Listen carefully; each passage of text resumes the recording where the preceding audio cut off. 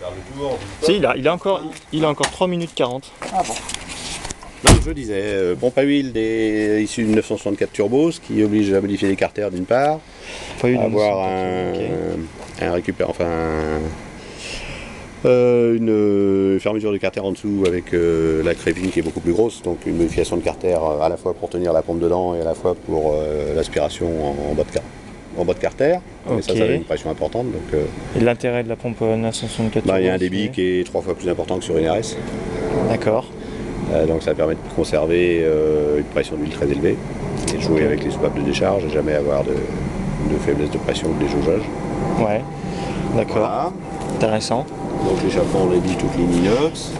Alors l'intérêt de la pompe, c'est-à-dire sur tout type de voiture, il y a un intérêt certain à monter une pompe qui débite plus. Bah si ça existe, quoi, voilà. Ouais. Le problème c'est qu'il faut que ça existe, quoi. Ouais, ok. Disque flottant, origine 917, gros étrier 917. Wow. 917, messieurs, dames. Il y a du Le Mans derrière, donc ça freine. Ça freine. Voilà. Réservoir souple, ultra léger, puisque le réservoir fait un peu plus de 2 kg. Voilà, il y a une batterie qui traîne parce que la batterie compétition n'était pas très chargée. Oui, elle est là. Enlever. Hop, voilà. Là.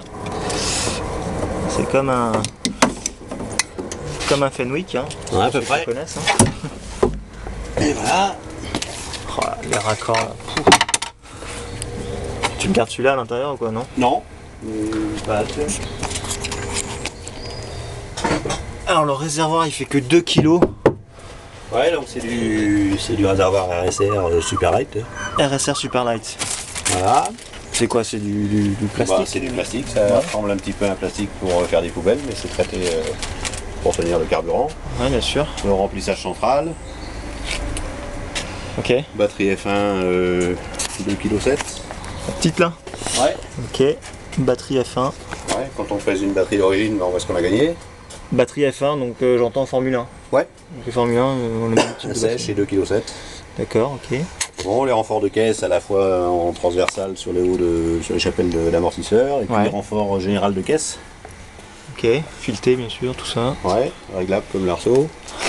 Ce qui permet avec des barres de torsion dure avant et arrière et des anti-roulis fortes de virer à plat, de jamais avoir une roue qui décolle, contrairement à toutes les Porsche où tu as toujours une roue avant qui décolle. Ok, je savais pas ça. Tu restes à plat. T'as encore l'assistance de freinage ou quoi? Ah, il n'y a jamais eu d'assistance là-dessus. Jamais eu d'assistance. Non. Et puis une ventilation simple, donc marche-arrêt, air froid, avec une sortie vers la figure. Pour le pilot. Voilà. Extincteur bien sûr. 2 extincteurs, donc un au sol. Ouais. Un au sol pour l'indispensable brosse à cheveux pour la tour.